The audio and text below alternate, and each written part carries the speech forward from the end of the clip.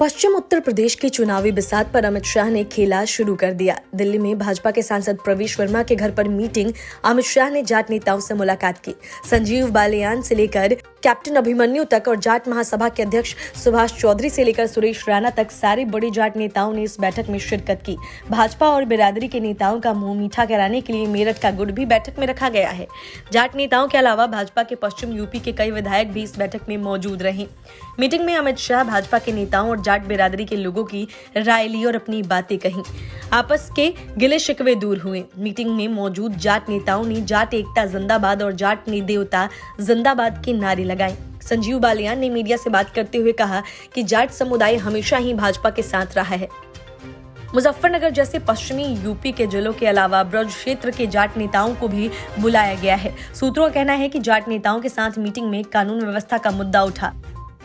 उन्हें बताया गया कि किस तरह से योगी सरकार के 5 सालों में कोई दंगा नहीं हुआ है और किस तरह से कानून व्यवस्था को बनाए रखा गया है। अमित शाह ने पश्चिम यूपी में अपने प्रचार अभियान की शुरुआत कैराना से ही की थी, जो पलायन के चलते चर्चा में रहा था। इससे समझा जा सकता है कि सपा और रालोद की कोशिशों पर पानी फेरने के लिए भाजपा किस हद तक सक्रिय है। जाट और मुस्लिम समुदाय की एकता के नाम पर सपा और रालोद चुनाव में उतरे हैं।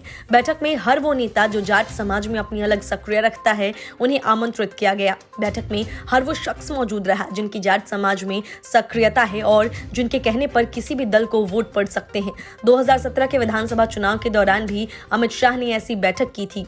तब भी जाट वोटों पर विशेष ध्यान दिया गया था। नतीजा ये निकला कि बीजेपी ने 143 में से 108 सीटें अपने नाम कर ली थी। 2019 के लोकसभा चुनाव में भी बीजेपी के पक्ष में ही जाट वोट पड़े और 29 सीटों में से 21 पर जीत दर्ज की गई। लेकिन इस बार पश्चिमी यूपी के सियासी समीकरण कुछ बदले हैं। अखिलेश ने जब से जयंत चौधरी से हाथ मिलाया है, इस चुनौती से पार पाने के लिए और 2017 के प्रदर्शन को फिर दोहराने के लिए गृह मंत्री अमित शाह खुद चुनावी मैदान में उतरे हैं।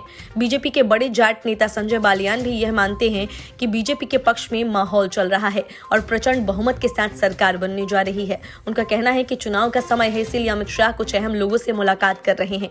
वहीं अखिलेश जयंत के गठबंधन पर बालियान को लगता है कि जमीन पर इसका कोई असर नहीं पड़ेगा।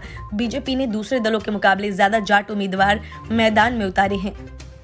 बालियान मानकर चल रहे हैं कि सपा आरएलडी के उम्मीदवारों की वजह से बीजेपी की लीड और पक्की होने जा रही है।